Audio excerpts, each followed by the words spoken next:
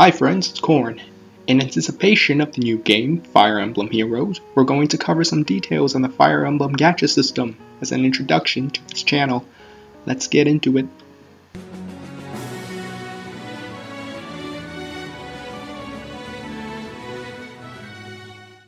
Fire Emblem is a tactical role-playing video game franchise developed by Intelligent Systems and published by Nintendo. It's been around for a long time, being first produced and published for the Famicom, which is the NES equivalent in the West. The series currently consists of 15 games across many platforms even outside the Nintendo spectrum. The gameplay revolves around tactical movement of characters across grid-based environments, while incorporating a story and characters like a traditional role-playing video game. Many older games are valued for this reason, as the story-driven gameplay, characters, and map design allows players to keep coming back. In Japan, a gacha is a dispensable toy machine. After putting in money, the customer turns a crank and receives a capsule, inside of which appears a prize. You may have seen those machines around your local malls that dispense a keychain or figures from a popular series, and that is a prime example of a gacha machine. The system sets up a big spender to still have an advantage, but allows a big fighting chance for free-to-play players, since results are purely based on chance. Fire Emblem has always been a prime candidate for a gacha game. The gameplay, while entertaining and challenging, doesn't require a huge stray from the main series in order to exist as a mobile game. Map design, characters, story, and game mechanics all match up fairly well. We'll explore that in the next part.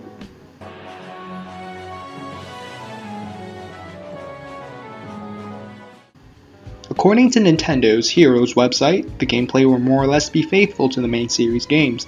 For those that are new to Fire Emblem, the map is divided into grids and a given unit has a set amount of grid movement per turn.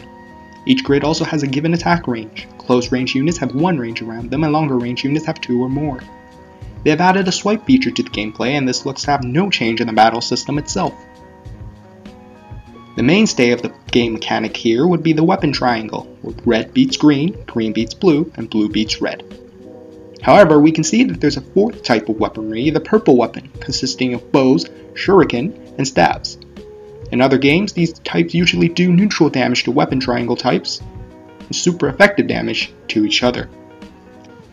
In simple terms, the gameplay from the Fire Emblem main series remains largely unchanged. However, we have to consider that the map is on a 6x8 grid, which is considerably smaller than the main series game.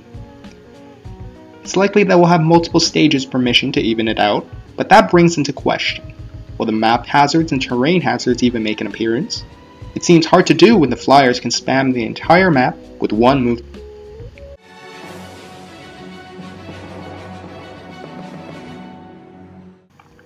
Characters. One of the most cherished parts of Fire Emblem is its characters, whether it be older ones or newcomers. Heroes already made a huge step forward and allowed players to vote from a pool of every generation in Fire Emblem. What's more, they've given us English names and fully voiced acting for these characters when they make an appearance in-game. This is one of the main reasons for the older fanbase being excited, as it opens up paths for remakes or new content based off Japanese exclusives in the future. As a gacha game though, we have to roll for these characters. The summoning system in Heroes is similar to that in other games. You spend orbs to get units on a banner. The game also offers a savings incentive for doing more than one summon on each banner, with a maximum bonus at 5. While most units may not be released on the forefront, there are a multitude of ways to have all the units be released at the end of the game's lifespan. The banner system allows many possibilities of release order, including title of their game of origin, class, or color of character. In story or holiday events, whatever the case, we'll be sure to enjoy a variety of units to use.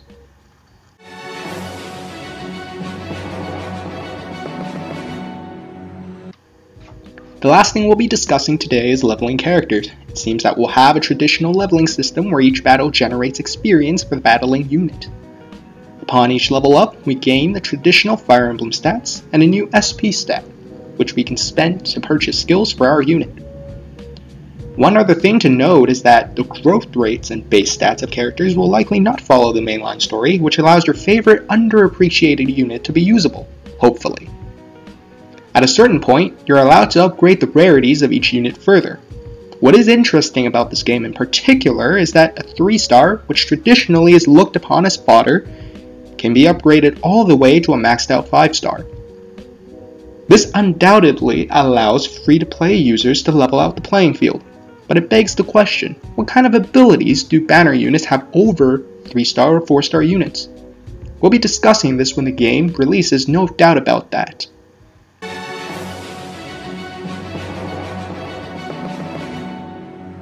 Fire Emblem Heroes is, if nothing else, a gateway into future games. I'm optimistic about the game and its features. Please share with me your ideas. How do you think map design will function? Will there be new hazards, old hazards? Will the promotion system make the game more enjoyable? What units do you want to see the most? And don't forget to vote for them on the Heroes website. Stay tuned for the game releases for more videos, and I'll see you guys next time. Thank you for watching.